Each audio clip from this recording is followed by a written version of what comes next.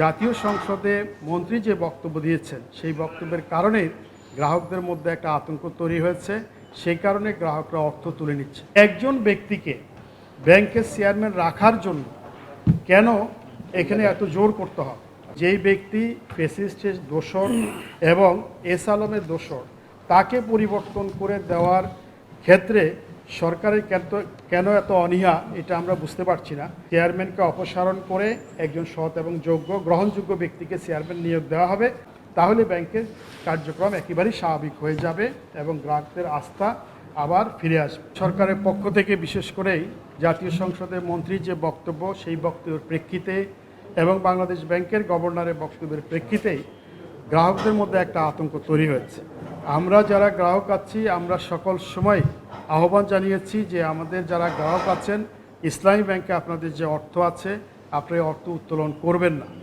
পরিবেশ পরিস্থিতি স্বাভাবিক হয়ে যাবে, কিন্তু জাতীয় সংসদে মন্ত্রী যে বক্তব্য দিয়েছেন সেই বক্তব্যের কারণে গ্রাহকদের মধ্যে একটা আতঙ্ক তৈরি হয়েছে। সেই কারণে গ্রাহকরা অর্থ তুলে নিচ্ছে। ইসলামী ব্যাংক যদি ক্ষতিগ্রস্ত হয়, তাহলে আলটিমেটলি আমাদের দেশের অর্থনীতি ক্ষতিগ্রস্ত হবে। ফলে ইসলামী ব্যাংকের স্বাভাবিক কার্যক্রম পরিচালনা করার মতো একটা পরিবেশ তৈরি করা, এটা সরকারের অন্যতম গুরুত্বপূর্ণ একটি দায়িত্ব।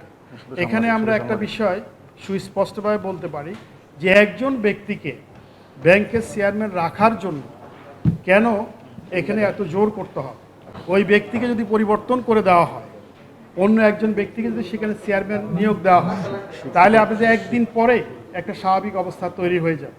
তো যেই ব্যক্তি ফ্যাসিস্টের দোসর এবং এস আলমের দোসর, তাকে পরিবর্তন করে দেওয়ার ক্ষেত্রে সরকারের কেন এত অনীহা, এটা আমরা বুঝতে পারছি না। সেই কারণে আমরা আশা করছি যে চেয়ারম্যানকে অপসারণ করে একজন সৎ এবং যোগ্য গ্রহণযোগ্য ব্যক্তিকে চেয়ারম্যান নিয়োগ দেওয়া হবে। শুধুমাত্র এই দাবিটাই যদি পূরণ করা হয় এবং এটা যদি আমরা নিশ্চিত করতে পারি আমাদের গ্রাহকদেরকে যে এস আলমের দোসররা আর কোনো অবস্থায় এই ব্যাংকের পরিচালনা পরিষদে আসতে পারবে না, তাহলে ব্যাংকের কার্যক্রম একেবারেই স্বাভাবিক হয়ে যাবে এবং গ্রাহকদের আস্থা আবার ফিরে আসবে।